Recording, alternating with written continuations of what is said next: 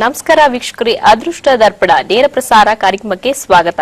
ನಮ್ಮ ಕಾರ್ಯಕ್ರಮದಲ್ಲಿ ಅದೃಷ್ಟ ಅಂದರೆ ಏನು, ಅದೃಷ್ಟವನ್ನ ಯಾವ ರೀತಿ ಪಡೆಯಬೇಕು ಎಂಬುದನ್ನ ತಿಳಿಸಿಕೊಡೋದಕ್ಕೆ ನಮ್ಮ ಜೊತೆ ಇದ್ದಾರೆ ಅಂತಾರಾಷ್ಟ್ರೀಯ ಖ್ಯಾತಿಯ ಮುದ್ರಾ ಮತ್ತು ಯೋಗ ತಜ್ಞರು, ಸಾಹಿತಿಗಳು, ಜ್ಯೋತಿಷಿಗಳು, ಅಘೋರ ವಿದ್ಯಾ ಪಾರಂಗತರು ಆದಂತಹ 40,000ಕ್ಕೂ ಹೆಚ್ಚು ಜನರಿಗೆ ಯೋಗಾಭ್ಯಾಸವನ್ನ ತಿಳಿಸಿಕೊಟ್ಟ ಅಂತಹ ಭಗವಾನ್ ಮಹರ್ಷಿ ವಿನಯೋಗಿ ಗುರುಜಿಯವರು ನಮ್ಮ ಕಾರ್ಯಕ್ರಮದಲ್ಲಿದ್ದಾರೆ. ಬನ್ನಿ ಗುರುಜಿಯನ್ನ ಕಾರ್ಯಕ್ರಮಕ್ಕೆ ಸ್ವಾಗತ ಮಾಡೋಣ. ಗುರುಜಿ, ಕಾರ್ಯಕ್ರಮಕ್ಕೆ ಸ್ವಾಗತ.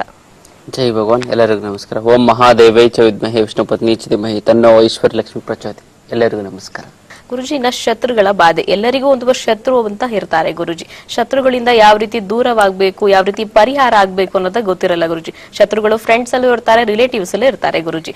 ಅವರಿಂದ ಯಾವ ರೀತಿ ಪರಿಹಾರ ಮಾಡ್ಕೋಬೇಕು ಅನ್ನೋದನ್ನ ತಿಳಿಸ್ಕೊಡಿ ಗುರುಜಿ. ಬಹಳಷ್ಟು ಜನರಿಗೆ ಮೇನ್ ಆಗಿ ಏನಂತ ಶತ್ರು ಬಾಧೆ ಅಂತ ಹೇಳ್ತಾರೆ. ಈ ಶತ್ರು ಬಾಧೆ ಅನ್ನುವಂಥದ್ದು ಎಲ್ಲರಿಗೂ ಕೂಡ ಇದು ಹುಟ್ಟಿದ ಮಗುವಿನಿಂದ ಹಿಡಿದು ಸಾಯುವಂತಹ ಮನುಷ್ಯರು ಸತ್ತ ಮೇಲೂ ಕೂಡ ಆ ಶತ್ರುತ್ವ ಅನ್ನೋದು ಕಾಡುತ್ತೆ ಅನ್ನೋದು. ಅದೇ ಹುಟ್ಟಿದ ಮಗು ಬಹಳಷ್ಟು ಜನ ಇದೇನಪ್ಪ ಹುಟ್ಟಿದ ಮಗು, ಹೌದು, ನೀವೊಂದು ಮಗುನ ಆಟ ಆಡಿಸ್ತಂದ್ರೆ ಮಗು ಚೆನ್ನಾಗಿ ನಗ್ತು, ಇನ್ನೊಂದು ಮಗು ಅಳ್ತಾ ಇರುತ್ತೆ, ಇನ್ನೊಂದು ಮಗು ಇದು ಕಿಲಕಿಲ ಅಂತ ನಗ್ತಾ ಇರುತ್ತೆ, ಇನ್ನೊಂದು ಮಗು ಸುಮ್ಮನೆ ಸಪ್ಪೆ ಆಗಿರುತ್ತೆ. ಅವಾಗ ನೋಡು ಆ ಮಗು ಇವಾಗ ಒಂದು ಮಗು ಊಟ ಮಾಡ್ತಾ ಇಲ್ಲ, ಇನ್ನೊಂದು ಮಗು ಚೆನ್ನಾಗಿ ಊಟ ಮಾಡ್ತಾ ಇರುತ್ತೆ, ಇನ್ನು ಮಗು ಬೇಗನೆ ಎದ್ದು ಓಡಾಡುತ್ತೆ ಒಂದು 6 ತಿಂಗಳು 1 ವರ್ಷಕ್ಕೆ. ಇನ್ನೊಂದು ಮಗು ಎಷ್ಟು 2 ವರ್ಷ ಆದ್ರೂ ಕೂಡ ಅದು ಅವಾಗ ಅಂಬೆಗಾಲಿ ಇಡ್ತಾ ಇರುತ್ತೆ. ಅಂದ್ರೆ ಅವಾಗ್ಲಿಂದನೇ ಶತ್ರುತ್ವ ಅನ್ನೋದು ಕಾಡುತ್ತೆ. ಅಂದ್ರೆ ಅವ್ರ ತಾಯಂದ್ರಾಗಿರ್ಬೋದು, ಇದು ಯಾಕೆ ಈ ತರ ಆಯ್ತು, ಆ ಮಗುನ್ ಮಾತ್ರ ಅಷ್ಟೊಂದು ಚೆನ್ನಾಗಿ ತಿಂತಾರೆ, ಅವ್ರ ಮಗು ಹೊಸ ಬಟ್ಟೆ ಹಾಕಿದ್ರು, ನಮ್ಗೆ ಆ ಒಂದು ಬಟ್ಟೆ ಹಾಕಕ್ಕಾಗ್ತಲ್ಲ, ಚಿನ್ನ ಎಲ್ಲ ಹಾಕಿದ್ದಾರೆ, ನಮ್ಮ ಮಗು ಚಿನ್ನ ಹಾಕ, ಈ ತರ ಪ್ರತಿಯೊಂದ್ರಲ್ಲೂ ಕೂಡ ಒಂದು ಇದಾಗುತ್ತೆ. ಅಂದ್ರೆ ನೋಡಿ ಯಾವ ರೀತಿ ಶತ್ರು ಅಂತಂದ್ರೆ, ಸುಂದರವಾದಂತಹ ಒಂದು ಹೆಣ್ಣಿಗೆ ಅಥವಾ ಗಂಡಿಗೆ ಕುರೂಪಿಯಾದಂತ ಒಂದು ಹೆಣ್ಣೆ ಶತ್ರು, ತುಂಬಾ ವಿದ್ಯಾವಂತನಿಗೆ ಮೂರ್ಖನೇ ಶತ್ರು ಅಂತಲ್ಲ, ತುಂಬಾ ಹಣವಂತನಿಗೆ ತುಂಬಾ ದಟ್ಟ ದರಿದ್ರನೇ ಶತ್ರು. ಅಂದ್ರೆ ಅವನು ದಟ್ಟ ದರಿದ್ರ, ಅವನು ದೊಡ್ಡ ಕಾರಲ್ಲಿ ಎಲ್ಲ ಓಡಾಡ್ತಾ ಇದ್ರೆ ನೋಡುವಂತ ಅವನು ಬೈತಾನೆ. ಪ್ರತಿಯೊಬ್ಬರಿಗೂ ಕೂಡ ಇದೊಂದು ದೊಡ್ಡ ಒಂದು ಸಮಸ್ಯೆ. ಈ ಶತ್ರುತ್ವವನ್ನ ಹೇಗೆ ಎದುರಿಸಬೇಕು ಅನ್ನೋದು, ಫಸ್ಟ್ ನೀವು ಶತ್ರುತ್ವವನ್ನ ದೂರ ಮಾಡ್ಕೋಬೇಕು ಅಂತಂದ್ರೆ ಮೊದಲನೇದಾಗಿ ತುಂಬಾ ಸರಳವಾಗಿರುವಂತ ಒಂದು ವಸ್ತುವನ್ನ ನೀವು ಇಟ್ಕೊಳ್ಳೇಬೇಕು, ಮತ್ತೆ ಅದು ಧರಿಸಲೇಬೇಕು. ಅದು ಯಾವ ಒಂದು ವಸ್ತು ಅಂತ ನಾನು ನಿಮ್ಗೆ ತೋರಿಸ್ತೀನಿ. ಈ ಶತ್ರುತ್ವವನ್ನ ದೂರ ಮಾಡಬೇಕು ಅಂತಂದ್ರೆ, ನಾವು ಶತ್ರುಗಳನ್ನ ಓಡಿಸ್ಬೇಕು ಅಂತಂದ್ರೆ ಬದಲು ನಮ್ಗೆ ಬೇಕು, ಏನ್ ಬೇಕು, ಧೈರ್ಯ ಅನ್ನೋದು ಬೇಕು. ಆ ಧೈರ್ಯ ಅನ್ನೋದು ಎಲ್ಲಿ ಬರುತ್ತೆ? ನಾನು ಈಗ ತಾನೇ ಒಂದು ಮುದ್ರೆ ಹೇಳ್ಕೊಟ್ಟೆ, ಸಿಂಹಕ್ರಾಂತ ಮುದ್ರೆ ಅಂತ. ಆ ಒಂದು ಸಿಂಹಕ್ರಾಂತ ಮುದ್ರೆಯನ್ನ ಸುಮ್ಮನೆ ಇಟ್ಕೊಳ್ಳಿ, ತುಂಬಾ ಅನುಕೂಲ ಆಗುತ್ತೆ. Protection layer. ಯಾರು ಹೊಡೆಯಕ್ ಬಂದ ಸ್ಟಾಪ್ ಅಂತ ಹೇಳ್ತೀವಿ, ಹಿಂಗಂದ್ರೆ ಸ್ಟಾಪ್ ಅಂತ ಅಂದ್ರೆ ನೀವು ಹಿಂಗೆ ಇಟ್ಕೊಂಡ ಏನೋ ಒಂದು ಎನರ್ಜಿ ಇರುತ್ತೆ ಅದರಲ್ಲಿ. ಸ್ವಲ್ಪ ಸೂಕ್ಷ್ಮವಾಗಿ ನಿಮ್ಗೆ ಗಮನಿಸ್ತಾ ಬಂದ್ರೆ ಪ್ರತಿಯೊಂದಕ್ಕೂ ಕೂಡ ಒಂದು ಅರ್ಥ ಇರುತ್ತೆ. ಇವಾಗ ಸ್ಟಾಪ್ ಅನ್ನೋದಕ್ಕೆ ನಾವೇನು ಮಾಡ್ತೀವಿ, ಹಿಂಗಂತೀವಿ, ಸ್ಟಾಪ್ ಅಂತೀವಿ. ಗಾಳಿ ಬರ್ತಾ ಇದ್ರೆ ನಾವ್ ಹಿಂಗಂತೀವಿ. ಅದೇ ರೀತಿ ಎರಡೂ ಕೈಲಿ ಅಂತ ಅಂದಾಗ ಮುಂದೆ ಬರುವಂತ ಒಂದು ನೆಗೆಟಿವ್ ಎನರ್ಜಿ ಸ್ಟಾಪ್ ಆಗ್ತಾ ಹೋಗುತ್ತೆ ಅಂತ ಒಂದು ಮುದ್ರೆ. ಫಸ್ಟ್ ಈ ಮುದ್ರೆಯನ್ನ ಮಾಡಿ, ಜೊತೆಗೆ ನೀವೇನಂತ ಇಲ್ಲೊಂದು ವಸ್ತುವನ್ನ ತಂದಿದ್ದೀನಿ. ಇದು ಒಂದು ರಿಂಗ್ ಅಂತ ಹೇಳ್ಬೋದು, ಅಥವಾ ಒಂದು ಉಂಗುರ ಅಂತ ಹೇಳ್ಬೋದು. ಇದು ಯಾವ ಒಂದು ರಿಂಗ್ ಅಂತಂದ್ರೆ ಸಿಂಹ ಮುಖವುಳ್ಳಂತಹ ರಿಂಗು. ಇದು ನಾನು ಮೊದಲೇ ಇದನ್ನ ಹೇಳಿದ್ದೆ, ಆದ್ರೂ ಕೂಡ ಇನ್ನೊಂದು ಬರೀ ಹೇಳ್ತೀನಿ. ಇದು ಸಿಂಹ ಮುಖವುಳ್ಳಂತಹ ಒಂದು ಅದ್ಭುತವಾದಂತಹ ಒಂದು ಉಂಗುರ, ಸಿಂಹದ ಮುಖವನ್ನ ಹೊಂದಿದೆ ಇದು. ಈ ಒಂದು ಸಿಂಹ ಮುಖವುಳ್ಳಂಥದ್ದನ್ನ ನೀವು ಏನ್ ಮಾಡ್ಬೇಕು ಅಂತಂದ್ರೆ, ಮಧ್ಯದ ಬೆರಳು, ಇವೆಲ್ಲ ಬೆರಳುಗಳ ಸ್ಟ್ರಾಂಗ್ ಯಾವುದು ಅಂತಾರೆ ಮಧ್ಯದ ಬೆರಳು.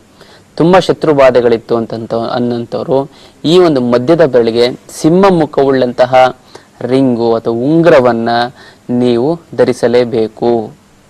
ಧರಿಸಿದ್ರೆ ನಿಮ್ಗೆ 20 to 30% ಶತ್ರುಗಳು ದೂರ ಆಗ್ತಾರೆ.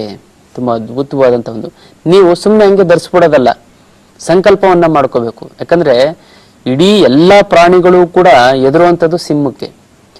ಸಿಂಹಕ್ಕಿಂತ ಹುಲಿಗೆ ತುಂಬಾ ಶಕ್ತಿ ಇರುತ್ತೆ, ಆದ್ರೆ ಸಿಂಹ ಕಂಡ್ರೆ ಹುಲಿನೂ ಕೂಡ ಎದುರ್ಕೊಳ್ಳುತ್ತೆ, ಆನೆನೂ ಕೂಡ ಎದುರ್ಕೊಳ್ಳುತ್ತೆ. ಅಂತ ಒಂದು ಇಡೀ ಕಾಡಿಗೆ ರಾಜ ಅಂತ ಅನ್ಕೊಳ್ಳುತ್ತೆ. ಅಂತಂದ್ರೆ ಅದನ್ನ ನೋಡ್ತಿದ್ದಂಗೆ ಪ್ರತಿಯೊಬ್ಬರಿಗೂ ಕೂಡ ಭಯ ಆಗುತ್ತೆ, ಅಷ್ಟು ಒಂದು ಇದು. ಈ ಒಂದು ಸಿಂಹದಲ್ಲಿ ನೀವೇನ್ ಮಾಡ್ಬೇಕು ಅಂತಂದ್ರೆ, ಈ ಒಂದು ಸಿಂಹದ ಮುಖವುಳ್ಳಂತಹ ಒಂದು ಬೆಳ್ಳಿಯಿಂದ ಮಾಡಿಸ್ಕೊಂಡ್ರೆ ತುಂಬಾ ಒಳ್ಳೆಯದು ನೋಡಿ. ಇದು ಅದ್ಭುತವಾಗಿರುತ್ತೆ. ಬೆಳ್ಳಿಯಲ್ಲೇ ಉಂಗುರ ಮಾಡಿಸ್ಕೊಂಡ್ರೆ ತುಂಬಾ ಅನುಕೂಲ ಆಗುತ್ತೆ. ಇದನ್ನ ನೀವೇನ್ ಮಾಡ್ಬೇಕು ಅಂತಂದ್ರೆ, ಹುಣ್ಣಿಮೆ ದಿನ ನೀವು ಹುಣ್ಣಿಮೆ ಹಿಂದಿನ ದಿನ ಖರೀದಿಸಲು ಒಳ್ಳೆಯದು, ಅಥವಾ ಹುಣ್ಣಿಮೆ ಇಲ್ಲಿ ಇಲ್ಲ ಅಂತಂದ್ರೆ ಅಮಾವಾಸ್ಯೆ ಅಥವಾ ಹುಣ್ಣಿಮೆಯ ದಿನದಂದು ನೀವು ಇದನ್ನ, ಅಥವಾ ಹಿಂದಿನ ದಿನ ನೀವು ಖರೀದಿಸಿ ಇಟ್ಕೋಬೇಕು. ತಕ್ಷಣ ಹಾಕೋಬಿಡೋದಲ್ಲ. ಹುಣ್ಣಿಮೆಯ ದಿನ ನೀವು ಬೆಳ್ಳಿ ಉಂಗುರ ಆಗಿತ್ತು ಅಂತಂದ್ರೆ ಹಾಲು ಒಳಗಡೆ ಇದನ್ನ ಹಾಕ್ಬೇಕು. ಹೇಳಿ, ಹಾಲು ಒಳಗಡೆ ಹುಣ್ಣಿಮೆಯ ದಿನ. ಅದಕ್ಕಿಂತ ಮುಂಚೆ ನೀವೇನ್ ಮಾಡ್ಬೇಕು ಅಂತ, ನೈಟ್ ನೀವು ಹುಣ್ಣಿಮೆ ದಿನ ಅಂತ ಬೆಳಗಿನ ಹೊತ್ತು ನೀವು ಇದನ್ನ ತೆಗೆದುಕೊಂಡು ನೀವೇನ್ ಮಾಡ್ಬೇಕು ಅಂತಂದ್ರೆ ಉಪ್ಪಿನ ಒಂದು ಇದರಲ್ಲಿ ಇಡಬೇಕು. ಯಾಕಂದ್ರೆ ಇದರಲ್ಲಿರುವಂತ ನೆಗೆಟಿವ್, ಲೋಹದಲ್ಲಿರುವಂತದ್ದು ಇದೆಲ್ಲ ನೆಗೆಟಿವ್ ಹೋಗ್ಬೇಕು ಅಂತಂದ್ರೆ ಒಂದು ಉಪ್ಪಿನ ಡಬ್ಬಿಯಲ್ಲಿ ಫಸ್ಟ್ ಇದನ್ನ ಇಡಬೇಕು. ಉಪ್ಪಿನ ಡಬ್ಬಿಯಲ್ಲಿ ಇದನ್ನ ಇಟ್ಟು ನಂತರ ನೀವೇನ್ ಮಾಡ್ಬೇಕು ಅಂತಂದ್ರೆ, ಯಾಕಂದ್ರೆ ಉಪ್ಪು ಕೂಡ ಚಂದ್ರಕಾರಕ. ಹುಣ್ಣಿಮೆ ದಿನ ನೀವೇನ್ ಮಾಡ್ಬೇಕು, ನೀವು ಅವತ್ತಿನ ದಿನ ನೀವು ಹಾಲು ಒಂದು ತಟ್ಟೆ ಇಟ್ಕೊಳ್ಳಿ. ತಟ್ಟೆಲಿ ಇಟ್ಕೊಂಡು ನೀವು ಇದಕ್ಕೆ ಹಾಲು ಹಾಕ್ಬೇಕು. ಏನ್ ಹಾಕ್ಬೇಕು ಅಂತಂದ್ರೆ, ಓಂ ಸಿಂಹಿಣಿಯೇ ಸ್ವಾಹ ಧೈರ್ಯಂ ಕುರುಕುರು ಸ್ವಾಹ ಅಂತ ಹಾಕ್ಬೇಕು. ಓಂ ಸಿಂಹಿಣಿಯ ಸ್ವಾಹ ಧೈರ್ಯಂ ಕುರುಕುರು ಸ್ವಾಹ ಅಂತ 108 ಸರಿ ಅದಕ್ಕೆ ನೀವೇನ್ ಮಾಡಬೇಕು, ಒಂದು ಉದ್ದರಣೆ ಎಷ್ಟು ತಗೊಂಡು ಅದಕ್ಕೆ ನೀರನ್ನ ಹಾಕ್ಬೇಕು. ಅಂದ್ರೆ ಶಕ್ತಿಯನ್ನ ಆವಾಹನೆ ಮಾಡುವಂಥದ್ದು ಅಷ್ಟೇ. ನನ್ಗೆ ಧೈರ್ಯ ಬರ್ಲಿ ನನಗೆ.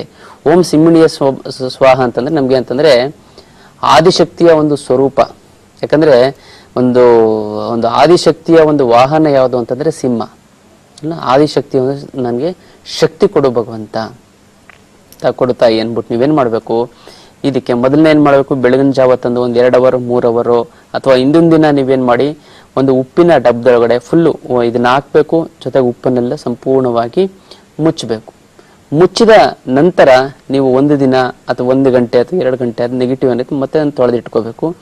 ತೊಳೆದು ಇಟ್ಕೊಂಡು ನಂತರ ನೀವು ಏನ್ ಮಾಡಬೇಕು ಅಂತಂದ್ರೆ, ನೀವು ಒಂದು ತಟ್ಟೆ ಅಥವಾ ಏನಾದ್ರು ಒಂದು ವಸ್ತುವನ್ನ ತಗೊಂಡು ಅದರ ಮೇಲೆ ಇಟ್ಟು ಓಂ ಹಾಲನ್ನ ಉದ್ದರಣೆ ತಗೊಂಡು ಓಂ ಸಿಂಹಿಣಿಯೇ ಸ್ವಾಹ ಅಂತ ಹೇಳ್ಬೇಕು.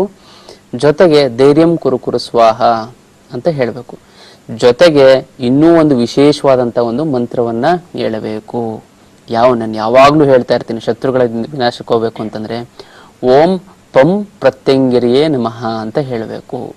3 ಮಂತ್ರವನ್ನ ಕನಿಷ್ಠ ಪಕ್ಷ ಹುಣ್ಣಿಮೆ ಅಥವಾ ಅಮಾವಾಸ್ಯೆ ದಿನದಂದು ಹಾಲಾಗ್ತಾ ಓಂ ಸಿಂಹಿಣಿಯ ಸ್ವಾಹ ಧೈರ್ಯಂ ಕುರುಕುರು ಸ್ವಾಹ ಓಂ ಪಂ ಪ್ರತ್ಯಂಗಿರಿಯೇ ನಮಃ ಅಂತ 3 ಉದ್ಧರಣೆ ಹಾಕಿ 108 ಸರಿ ಹೇಳಿ. 108 ಸರಿ ಹೇಳಿ ಈ ಉಂಗುರವನ್ನ ಹುಣ್ಣಿಮೆ ಆದ್ಮೇಲೆ ಅಥವಾ ಅಮಾವಾಸ್ಯೆ ಆದ ನಂತರ ನೀವು ಇದನ್ನ ಮಧ್ಯದ ಬೆರಳಿಗೆ ಧರಿಸಿಕೊಳ್ಳಬೇಕು. ಧರಿಸ್ಕೊಂಡ್ರೆ ನಿಮ್ಗೇನಾಗುತ್ತೆ, ಶಕ್ತಿ ಬರುತ್ತೆ, ಧೈರ್ಯ ಬರುತ್ತೆ, ಆತ್ಮಸ್ಥೈರ್ಯ ಬರುತ್ತೆ. ನೀವು ಶತ್ರುಗಳನ್ನ ಸುಲಭವಾಗಿ, ಅಂದ್ರೆ ನಿಮ್ಗೆ ಅವ್ರನ್ನ ಎದುರಿಸೋಕೆ ಎಷ್ಟೊಂದು ಜನಕ್ಕೆ ನಾನು ಹೇಳಿದ್ನಲ್ಲ, ಫ್ರೆಂಡ್ಸ್ ಅಲ್ಲೇ ನಮ್ಗೆ ಎದಿರ್ತಾರೆ, ನನ್ಗೆ ಪ್ರತಿದಿನ ರೇಗಿಸ್ತಾ ಇರ್ತಾರೆ, ಅಥವಾ ಏನು ಭೇದ ಭಾವ ಮಾಡಿ ನೀನ್ ಸರಿ ಇಲ್ಲ ಅಂತ ಇರ್ತಾರೆ. ಯಾಕೆ ಸರಿ ಇಲ್ಲ ಅಂತ ಕೇಳುವಂತ ಒಂದು ಮನೋಭಾವನೆ ಮತ್ತೆ ಶಕ್ತಿ ಈ ಒಂದು ಸಿಂಹದ ಮುಖವುಳ್ಳಂತಹ ಉಂಗುರವನ್ನ ಹಾಕಿಕೊಳ್ಳೋದ್ರಿಂದ ಬರುತ್ತೆ. ಸುಮ್ಮನೆ ಹಾಕೋಬಿಟ್ರೆ ಆಗಲ್ಲ. ಇದಕ್ಕೆ ಸಂಸ್ಕಾರವನ್ನ ಕೊಟ್ಟು, ಅದು ಹುಣ್ಣಿಮೆ ಅಥವಾ ಅಮಾವಾಸ್ಯೆ ನೀವೇನಾದ್ರು ಗ್ರಹಣದ ದಿನ ನೀವು ಏನಾದ್ರು ಮಾಡ್ಕೊಬಿಡ್ತು ಅಂತಂದ್ರೆ ನಿಮ್ಗೆ ಈ ಒಂದು ಉಂಗುರದ ಶಕ್ತಿ ಏನಿಲ್ಲ ಅಂತಂದ್ರು ಕನಿಷ್ಠ ಪಕ್ಷ ಅಂದ್ರೆ 1 ವರ್ಷಗಳ ಕಾಲ ಇರುತ್ತೆ. ಇಲ್ಲ ಅಂತಂದ್ರೆ ನೀವು ಪ್ರತಿ ತಿಂಗಳು ಹುಣ್ಣಿಮೆಗೆ ಈ ಒಂದು ತಂತ್ರವನ್ನ ಇದಕ್ಕೆ ಮಾಡಿ, ಅಂದ್ರೆ ಹಾಲಿನ ಒಂದು ಅಭಿಷೇಕ ಹೇಳಿ ಅದಕ್ಕೆ ಮಂತ್ರ ಹಾಕಿ ಧರಿಸ್ಕೊಂಡ್ರೆ 1 ತಿಂಗಳು ಪವರ್ ಇರುತ್ತೆ. ಹೆಂಗೆ ಅಂತಂದ್ರೆ ಇವಾಗ ನಾವು ಒಂದು ಮೊಬೈಲ್ ಚಾರ್ಜ್ ಮಾಡ್ತಾ ಇರ್ತೀವಿ, ಮತ್ತೆ ನಾವೇನೋ ಬ್ಯಾಟರಿ ಎಲ್ಲ ಫುಲ್ ಡೌನ್ ಆದ್ಮೇಲೆ ಅದು ಆಫ್ ಆಗ್ಬಿಡುತ್ತೆ, ಮತ್ತೆ ಚಾರ್ಜ್ ಮಾಡ್ಬೇಕು. ಅದೇ ರೀತಿ ನಾವು ಚಾರ್ಜ್ ಮಾಡ್ತಾ ಹೋಗ್ಬೇಕು. ಮಾಡಿದಷ್ಟು ನಾವು ಶತ್ರುಗಳು ದೂರ ಆಗ್ತಾರೆ, ನಮ್ಗೆ ಶತ್ರುಗಳ ಬಾಧೆ ಕಡಿಮೆ ಆಗ್ತಾ ಹೋಗುತ್ತೆ. ಪ್ರತಿಯೊಬ್ರು ಕೂಡ ಬಹಳಷ್ಟು ಇದೆಲ್ಲ ಏನಂತಂದ್ರೆ ಸಿಂಹ ಮುಖ ಎಷ್ಟೊಂದು ಜನಕ್ಕೆ ಗೊತ್ತಿಲ್ಲ, ಅದೇನೇ ಫ್ಯಾಷನ್ಗೆ ಅನ್ಬಿಟ್ಟು ಹಾಕೋಬಿಡ್ತಾರೆ. ಆಕ್ಚುಲಿ ಇದು ಏನಕ್ಕೆ ಅಂತಂದ್ರೆ ವಾಸ್ತು ಪ್ರಕಾರ, ಶರೀರದ ವಾಸ್ತು ಪ್ರಕಾರ ಈ ಒಂದು ಸಿಂಹವನ್ನು ಮುಖದವನ್ನ ಏನಕ್ಕೆ ಹಾಕೋತೀವಿ ಅಂದ್ರೆ ನಮ್ಗೆ ಧೈರ್ಯ ಬರಲಿ, ಮತ್ತೆ ಆ ಒಂದು ಚಾಮುಂಡೇಶ್ವರಿಯ ಒಂದು ಆರಾಧನೆ ಮಾಡೋದಕ್ಕೋಸ್ಕರ ಹಾಕೋತೀವಿ. ಜೊತೆಗೆ ಆಕೆಯ ಒಂದು ಸಂಪೂರ್ಣವಾದಂತ ಒಂದು ಆಶೀರ್ವಾದ ನಮ್ಗೆ ಆಗ್ಬೇಕು ಅಂತ ಹಾಕೋತೀವಿ. ಬಹಳಷ್ಟು ಜನಕ್ಕಿಂತ ನಾವು ಹೆಣ್ಣು ಮಕ್ಕಳು ನಾವೇ ಹಾಕೋಬೋದಾ, ಹೆಂಗಸರು ಕೂಡ ಹಾಕೋಬಹುದು, ಗಂಡು ಮಕ್ಕಳು ಕೂಡ ಹಾಕೋಬಹುದು, ವಯಸ್ಸಾಗಿರೋರು ಕೂಡ. ಯಾರಕ್ಕೆ ಶತ್ರು ಇಲ್ಲ ಹೇಳಿ, ಎಲ್ಲರಿಗೂ ಕೂಡ ಶತ್ರು ಇದ್ದೇ ಇರ್ತಾರೆ. ಮಕ್ಕಳು ಕೂಡ ಇದನ್ನ ಧರಿಸಬಹುದು. ಯಾವ ಒಂದು ಲೋಹದಲ್ಲಿ ಅಂತಂದ್ರೆ 2 ಒಂದು ಚಿನ್ನದಲ್ಲಿ ಹಾಕೊಂಡ್ರೆ ತುಂಬಾ ಶ್ರೇಷ್ಠ. ಬಹಳಷ್ಟು ಜನಕ್ಕೆ ಚಿನ್ನದ ಹಾಕೊಂಡು ಗುರುಗಳೇ ನಮ್ಗೆ ಎಲ್ಲಿ ಗುರುಗಳೇ ಸಾಲ ತೀರ್ಸೋದಲ್ಲೇ ಸಾಕಾಗ್ಬಿಟ್ಟಿದೆ ಅಂತಾರೆ. ಇಲ್ಲಿ ನಿಮ್ ಸಾಲ ಹಾಕಿಲ್ಲ ಅಂತಂದ್ರೆ ಪಂಚಲೋಹದಲ್ಲಿ ಮಾಡಿಸಿ ಹಾಕೊಳ್ಳಿ. ಇಲ್ವಾ ನಿಮ್ ಪಂಚಲೋಹ ಆಗ್ಲಿಲ್ವಾ, ಬೆಳ್ಳಿದಲ್ಲಿ ಮಾಡಿಸ್ಕೊಳ್ಳಿ, ತುಂಬಾ ಕಡಿಮೆಗೆ ಸಿಗುತ್ತೆ. ಅವಾಗ ನೀವು ಸಿಂಹ ಮುಖವುಳ್ಳಂತಹ ಇದು ಎಲ್ಲಾ ಅಂಗಡಿಗಳಲ್ಲೂ ಕೂಡ ಇದು ತುಂಬಾ ಫೇಮಸ್. ಬಹಳಷ್ಟು ಜನಕ್ಕೆ ಇದಕ್ಕೇನು ಹಾಕೊಳ್ಳೋದಂದ್ರೆ ಮಾರೋರ್ಗೆ ಕೂಡ ಗೊತ್ತಿಲ್ಲ. ಇದನ್ನ ಹಾಕೊಳ್ಳೋದಕ್ಕೆ ಏನಕ್ಕೆ ಅಂತಂದ್ರೆ ಧೈರ್ಯ ಬರಕ್ಕೆ, ಶತ್ರುವಿನ ಒಂದು ವಿನಾಶಕ್ಕೋಸ್ಕರ ಸಿಂಹದ ಮುಖವುಳ್ಳಂತಹ ಈ ಉಂಗ್ರವನ್ನ ಧರಿಸ್ತೀವಿ. ಅದ್ಭುತವಾದಂತಹ ಇದು ತುಂಬಾ ಇನ್ನೊಂದ್ಸರಿ ಹೇಳ್ಬಿಡ್ತೀನಿ ಯಾವ ರೀತಿ ಮಾಡ್ಬೇಕು ಅಂತ. ಹುಣ್ಣಿಮೆ ದಿನ ನೀವೇನ್ ಮಾಡ್ಬೇಕು, ಹುಣ್ಣಿಮೆ ಹಿಂದಿನ ದಿನ ಇದನ್ನು ತೆಗೆದಿಟ್ಕೋಬೇಕು. ಉಪ್ಪಿನ ಡಬ್ಬದಲ್ಲಿ ನೀವು 1 ಅವರ್ 2 ಅವರ್ ಒಂದು ದಿನ ಇಟ್ಟು ತೊಂದರೆ ಇಲ್ಲ.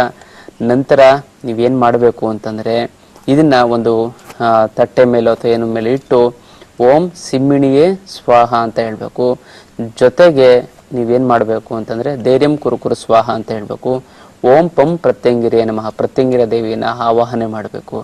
ಆವಾಹನೆ ಮಾಡಿ 108 ಸರಿ ನೀವು ಹಾಲನ್ನ ಹಾಕ್ಬೇಕು. ಅಂದ್ರೆ ನೀವು ನಿಮ್ಮ ಇದರಲ್ಲಿ ಅಂತಂದ್ರೆ ಹಾಲನ್ನ ಏನಕ್ಕೆ ಹಾಕ್ತಿವಿ ಅಂತಂದ್ರೆ ಚಂದ್ರ ಅಂತ ಹೇಳ್ತೀವಿ. ಹಾಲು ಚಂದ್ರ ಮನೋಕಾರಕ ಅಂತ ಹೇಳ್ತೀವಿ. ನಿಮ್ಮ ಮನಸ್ಸು ಸ್ಟ್ರಾಂಗ್ ಆಗ್ಬೇಕು. ಯಾಕಂದ್ರೆ ಶತ್ರುವನ್ನ ನೀವು ವಿನಾಶ ಮಾಡ್ಬೇಕು ಅಂದ್ರೆ ನಿಮ್ಮ ಮನಸ್ಸಿಂದನೇ. ನೀವು ಮನಸ್ಸು ಮಾಡಿದ್ರೆ ಎಂತ ಒಬ್ಬರ 100 ಜನನ್ ಬೇಕಾದ್ರೂ ನೀವು ವಿನಾಶ ಮಾಡಬಹುದು ಅಂತಂದ್ರೆ ನೀವು ದೂರ ಮಾಡಬಹುದು ಅಂತ ಹೇಳ್ಬೋದು. ಅದಕ್ಕೋಸ್ಕರ ಹಾಲನ್ನ ಹಾಕಿದ್ರೆ ನಿಮ್ಮ ಮೇಲಿರುವಂತಹ ಮನಸ್ಸಿನ ಗೊಂದಲ ಅದು ಇದ್ರ ಮೇಲೆ ಹೋಗುತ್ತೆ. ಮತ್ತೆ ನಿಮ್ಮ ಮನಸ್ಸಿನಲ್ಲಿ ಒಂದು ಸಂಕಲ್ಪ ಇದ್ರ ಮೇಲೆ ಹೋಗುತ್ತೆ. ಇದು ಸ್ಟ್ರಾಂಗ್ ಆಗ್ತಾ ಹೋಗುತ್ತೆ. ಇದು ಎನರ್ಜೈಸ್ ಆಗುತ್ತೆ. ಅದೇ ಮಂತ್ರಶಕ್ತಿ ಉಳ್ಳಂತಹ ಉಂಗುರ ಇದಾಗುತ್ತೆ. ಮಂತ್ರಶಕ್ತಿ ಉಳ್ಳಂತಹ ವಸ್ತು ಇದಾಗುತ್ತೆ. ಇದನ್ನ ನಾವು ಹಾಕೊಂಡಾಗ ಕೈ ಬೆರಳಿಗೆ ಹಿಂಗೆ ಹಾಕೊಂಡಾಗ ಅದರಲ್ಲಿರುವಂತಹ ಪಾಸಿಟಿವ್ ಎನರ್ಜಿ ಯಾವಾಗ್ಲೂ, ಯಾಕಂದ್ರೆ ನಾವು ಪ್ರಕೃತಿಯಲ್ಲೂ, ಅಮಾವಾಸ್ಯೆ ಹುಣ್ಣಿಮೆ ಅಂತ ಪ್ರಕೃತಿ ಬದಲಾವಣೆ ಆಗುವಂತ ಸಮಯ. ಬಹಳಷ್ಟು ಜನ ಕೇಳ್ಬೋದು ಯಾವಾಗ ಹಾಕೋಬೇಕು, ಯಾವಾಗ ಮಾಡಬೇಕು ಅಂತಂದ್ರೆ ಹುಣ್ಣಿಮೆ ದಿನ ನೀವು ಮಾಡಬೇಕು ಅಂತಂದ್ರೆ 9 ಗಂಟೆಯ ನಂತರ ನೀವು ಈ ತಂತ್ರವನ್ನ ಮಾಡಿ.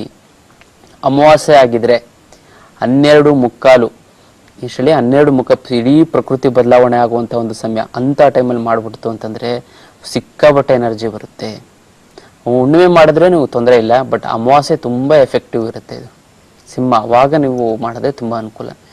ಇದನ್ನ ನೀವು ಮಾಡ್ಕೋತು ಅಂತಂದ್ರೆ ಈ ಅಮಾವಾಸ್ಯೆ ಅಥವಾ ಹುಣ್ಣಿಮೆ ಮಾಡ್ಕೋತು ಅಂತ ನೀವು ಅದನ್ನ ನೆಕ್ಸ್ಟ್ ಡೇನಾರು ಹಾಕ್ಬೋದು, ಅಥವಾ ಅವತ್ತೇ ನೀವು ಧಾರಣೆ ಮಾಡಿ ನೀವು ಹೋಗ್ತು ಅಂತಂದ್ರೆ ಶತ್ರುಗಳು ಆಟೋಮೆಟಿಕ್ ಆಗಿ ಅವರಾಗಿದ್ದವರೇ ಸ್ವಲ್ಪ ದೂರ ಆಗ್ತಾರೆ. ಶತ್ರುವಿನ ಪ್ರಭಾವ ಕಡಿಮೆ ಆಗುತ್ತೆ. ಇನ್ನೊಂದು ಸರಳವಾದಂತಹ ತಂತ್ರ ಏನು ಶತ್ರುಗೆ ಅಂತಂದ್ರೆ, ಶತ್ರುಗಳು ನಿಮ್ಮ ಮೇಲೆ ಕೋಪವನ್ನ ಕಡಿಮೆ ಮಾಡ್ಕೋಬೇಕು ಅಂತಂದ್ರೆ ಸರಳವಾದಂತಹ ತಂತ್ರ ತಿಳ್ಕೊಳ್ಳಿ. ತುಂಬಾ ನೀವು ಬಾಯಲ್ಲಿ ನೀರನ್ನ ಏನ್ ಮಾಡ್ಬೇಕು, ಚೆನ್ನಾಗಿ ಅವ್ರನ್ನ ಹೊಗಳ್ಬೇಕು. ಬೆಳಗಿನ ಜಾವ ನೀವು ಎದ್ದ ತಕ್ಷಣ ಹೇಳ್ಬೇಕು, ನಿಮ್ ಶತ್ರುನೇ ಆಗಿರ್ಬೋದು, ನಂಗೆ ಹಿಂಗೆ ಚೆನ್ನಾಗಿ ಹೊಗಳಿ, ಸುಮ್ಮನೆ ಹೊಗಳ್ಬೇಕು. ಹೊಗಳಿ ನೀವು ಬಾಯಲ್ಲಿ ನೀರು ಹಾಕೊಂಡು ಮುಕ್ಕಳಿಸಿ ಅದನ್ನ ಹೋಗಿತ್ತು ಅಂತಂದ್ರೆ, ನೀವು ಅವ್ರನ್ನ ಹೊಗಳಿ ಅದನ್ನ ಮುಕ್ಕಳಿಸಿ ಹೋಗಿತ್ತು ಅಂತಂದ್ರೆ ಅವರಲ್ಲಿರುವಂತ ನಿಮ್ಮ ಮೇಲೆ ಶತ್ರುತ್ವ ಅದು ಕಡಿಮೆ ಆಗ್ತಾ ಹೋಗುತ್ತೆ. ಸರಳವಾದಂತ ತಂದ್ರೆ ಬಹಳಷ್ಟು ಜನ ಇದು ಮಾಡಿ ತುಂಬಾ ಒಳ್ಳೇದಾಗಿದೆ. ಅದನ್ನ ಮಾಡಿ. ಅಂದ್ರೆ ನೀವು ಚೆನ್ನಾಗಿ ಹೊಗಳ್ಬೇಕು. ಹೊಗಳಿ ನೀವೇನ್ ಮಾಡ್ಬೇಕು, ಬಾಯಲ್ಲಿ ನೀರು ಹಾಕೊಂಡು ನೀವು ಉಗುಳ್ಬೇಕು. ಉಗುಳ್ತು ಅಂತಂದ್ರೆ 100ಕ್ಕೆ 100 ಪಟ್ಟು ಏನಾಗುತ್ತೆ ಅಂತಂದ್ರೆ ಶತ್ರುವಿನ ಕೆಟ್ಟ ದೃಷ್ಟಿ ಮತ್ತೆ ಶತ್ರು ಪೀಡೆ ಮತ್ತೆ ಶತ್ರುವಿಂದ ಆಗುವಂತಹ ಅನಾನುಕೂಲಗಳು ಎಲ್ಲವೂ ಕೂಡ ಮತ್ತೆ ದುಷ್ಪರಿಣಾಮ ಎಲ್ಲವೂ ಕೂಡ ನಿಮ್ಗೆ ಸಂಪೂರ್ಣವಾಗಿ ಕಡಿಮೆ ಆಗ್ತಾ ಹೋಗುತ್ತೆ. ಅದಕ್ಕೋಸ್ಕರ ನೀವು ಇವತ್ತು ಅದಕ್ಕೆ ವಿಶೇಷವಾದ ಮುದ್ರೆನೂ ಕೂಡ ಹೇಳ್ಕೊತೀನಿ. ಸಿಂಹಕ್ರಾಂತ ಮುದ್ರೆಯನ್ನ ಮಾಡಿ ಜೊತೆಗೆ ಈ ಉಂಗುರವನ್ನ ನೀವು ಹಾಕೊಳ್ಳಿ.